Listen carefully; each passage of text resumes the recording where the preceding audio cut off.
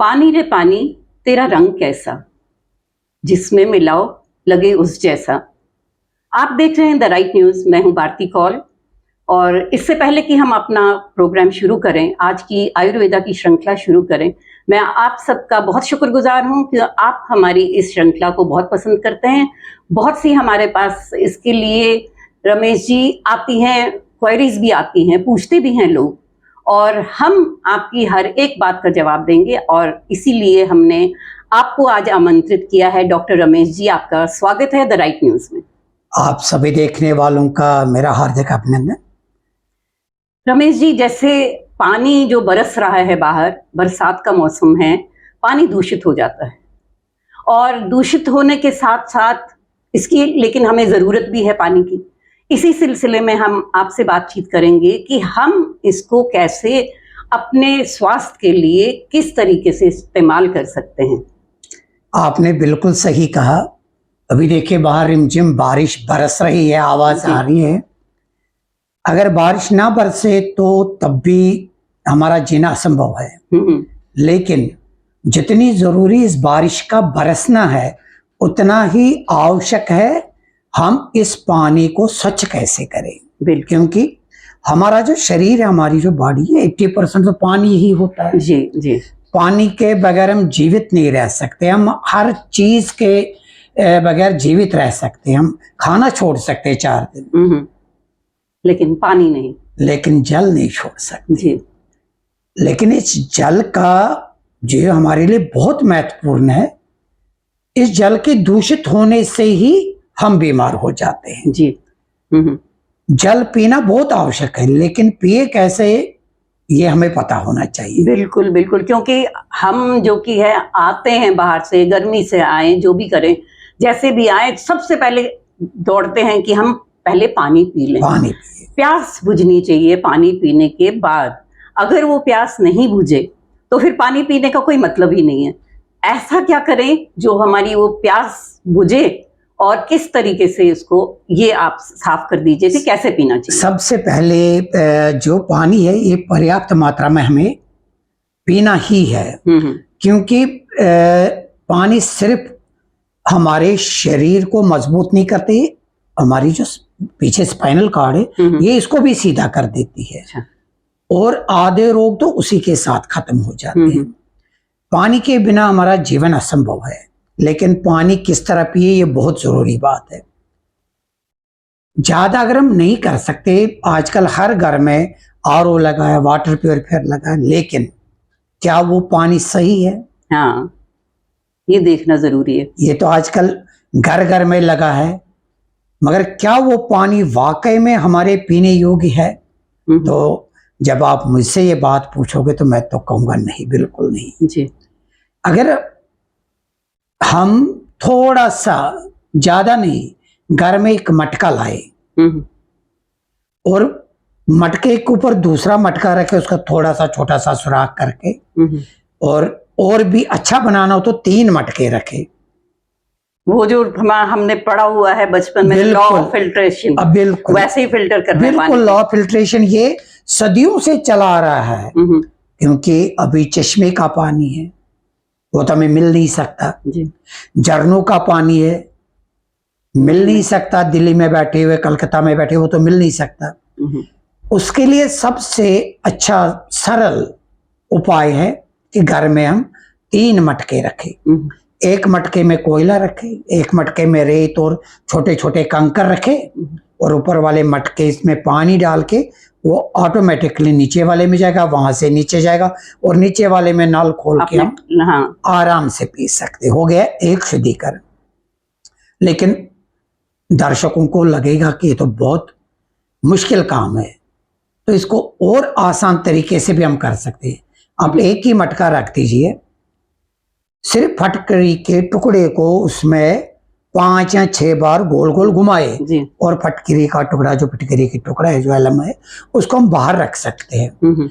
रात को जब वो उसी तरह रहेगा, अगले दिन जब आप पानी पियोगे तो वो पानी इतना स्वच्छ होगा, उसमें एक भी ऐसा कण मौजूद नहीं होगा जिससे हम कहेंगे ये पानी दूषित है। बिल्कुल आपने ये बात सही कही, क्योंकि 3 मटके तो मुझे नहीं लगता कि कोई रखेगा आजकल। 1 मटके में आपने फिटकरी डाल दी, फिटकरी घुमा दी, बिल्कुल घुमानी है। ठीक है, और उससे भी बढ़िया, इससे भी अच्छा और हो सकता अगर थोड़ी मेहनत आदमी करे। फिटकरी का टुकड़ा आपके हाथ में है ही, टैंकी जहां लगी है वहां पर घुमाइए जी।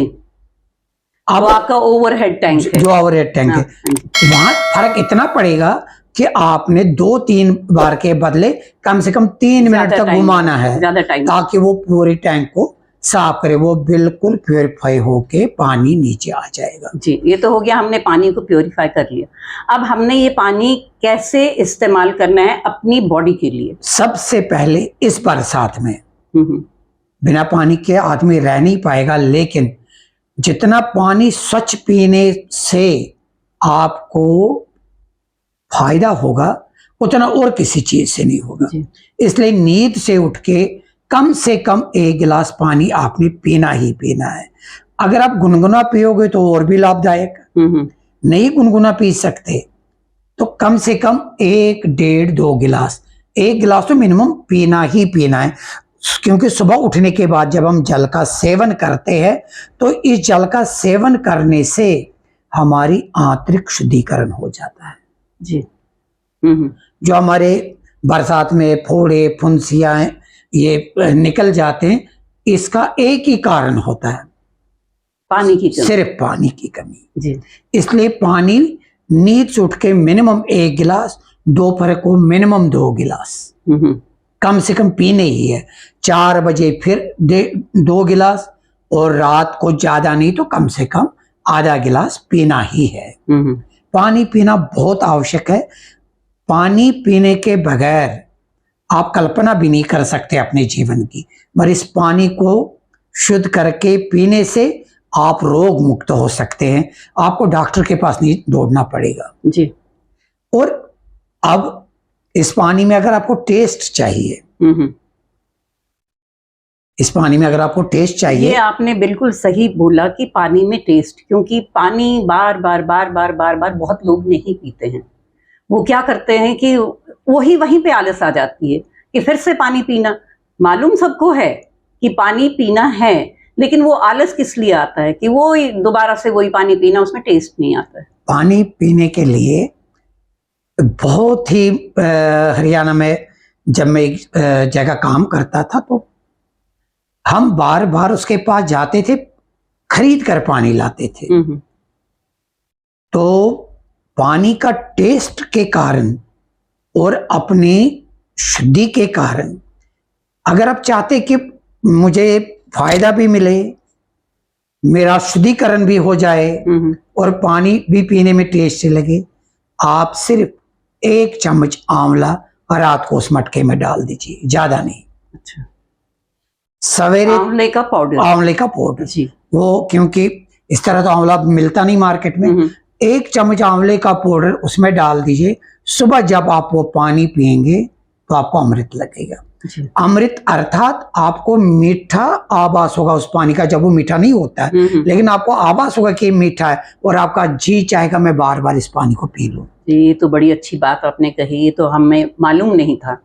पेट साफ। जी जी। उस पानी के पीने से पेट साफ, जो सबसे बड़ी कमी इस समय हमारे शरीर में रहते कि हमारा जो पाचन स्थान है ये शुद्ध नहीं रहता। और जब आप वो वाला पानी पियोगे तो आपको तो एक जीवन जीने की जो अलग कला है वो आपको हासिल होगी, वो प्राप्त होगी। आप कहोगे वाह आज से मजा आ गया जीने का ये पानी पी के। और जो लोग नींबू डाल के पीते हैं, नींबू सुबह के टाइम नींबू डालने वाला जो है वो हमारे लिए एक अलग क्रिया है कि नींबू क्यों मिलाते हैं। ये मैं सिर्फ पानी का, शुद्ध पानी की बात कर रहा हूँ, इसमें हम नींबू नहीं मिला सकते। लेकिन जब हम नींद से उठ के अपने लिए उसमें हम नींबू भी मिला सकते हैं, उसमें हम सेंधा नमक भी मिला सकते हैं, हल्का गुनगुना भी कर सकते हैं। वो तो साधारण पानी की बात हम कर रहे हैं कि जो हमने कहा कि उसमें आंवले का पाउडर मिला।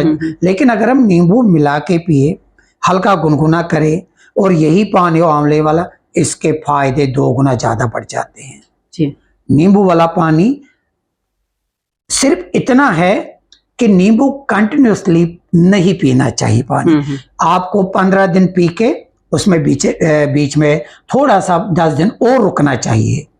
अच्छा। 10 दिन के बाद फिर शुरू कीजिए, क्योंकि जहां तक देखा गया है कि कुछ लोगों ने शिकायत की हमसे कि हमारे जोड़ों में दर्द हो जाता है, तो उसका यही अच्छा एक विकल्प है। आप 5 दिन या 10 दिन पीकर 10 दिन बीच में नींबू ना डालिए उसमें, क्योंकि बहुत लोगों को सूट नहीं करता। अदरवाइज तो मुझे कभी नहीं लगा कि नींबू खराब है। बिल्कुल, हाँ। हाँ, लेकिन अगर किसी को लगता है कि मुझे थोड़ा सा इसे नींबू से प्रॉब्लम हो रही है, 10 दिन पिए, 10 दिन के बाद छोड़ दे, उसके बाद 10 दिन फिर पिए। लेकिन नींबू तो विटामिन सी की खान है, उससे तो पूरा हमारा जीवन बदल जाता है। नींबू आप अवश्य प्रयोग कीजिए, लेकिन साधारण पानी उससे भी ज्यादा अच्छा, जो मैंने आंवले वाला पानी कहा। और जो लस्सी पीते हैं लोग, लस्सी तो वैसे बरसात में इस समय जो बाहर ये झमाझम बारिश हो रही है, कम से कम इन 2 महीनों में अवॉइड ही करना चाहिए। मतलब दही खा सकते हैं क्या? दही भी अवॉइड करनी चाहिए। अच्छा, दही भी अवॉइड करनी चाहिए। अगर आप पूछोगे ना भारती जी कि ये आप ये क्या कह रहे हो, दही भी अवॉइड करनी चाहिए, लस्सी भी अवॉइड करनी चाहिए भी, तो मैं तो इतना अवश्य कहूंगा कि सभी दर्शकों को, जो हमारे देखने वाले दर्शक है, एक बार दूध तो छोड़कर देखिए। अच्छा, दूध छोड़कर तो देखिए 15 दिन के लिए, फिर अवश्य मुझे फोन कीजिए कि आपके जीवन में कितना परिवर्तन आ गया। दूध अर्थात मिल्क एंड मिल्क प्रोडक्ट्स। जी जी, ऐसा नहीं कि खाली दूध। दूध चीनी छोड़कर देखिए, तो आप देखिए कि आपके जीवन में कितना परिवर्तन आ जाएगा। इसमें पूछने की इससे जरूरत ही नहीं, और ये कोई बहुत बड़ी बात नहीं है दूध छोड़ना। अच्छा, मुझे बताइए, दूध चलिए छोड़ दिया, मान लीजिए दूध छोड़ दिया, लेकिन चाय तो पीते हैं। चाय पियेंगे ना विदाउट? चाय में दूध ना, दूध और दूध से बनी कोई भी चीज नहीं। चाय ब्लैक टी पी लीजिए, ब्लैक कॉफी पी लीजिए। मैं आपसे ये पूछना चाहूंगी, हम सब कश्मीरी हैं, अशुन जामदुद बगैर वसानी। बिल्कुल आपकी बात सही है। देखो, वो तो मेरे घर में भी ऐसा हो रहा है, या मैं भी प्रयोग करता हूँ, लेकिन जहां तक आयुर्वेद की बात है, जो आपने मुझसे प्रश्न किया, बिल्कुल सही बात, मैं उससे संबंधित आपको ये कह रहा हूं कि ये इस समय दूषित है इन 2 महीनों में। लेकिन जो मैं अपने लिए करता हूं वही मैं दर्शकों को भी कहूंगा। जैसे मैं, जो आपने बिल्कुल मन की बात मेरी की कि हम तो कश्मीरी, हमारे तो उसके बगैर बनता नहीं, कुछ गुजारा ही नहीं। उसमें सबसे बढ़िया है, उसमें 1 चम्मच शहद मिला दीजिए जी। वो डबल फायदा करेगा।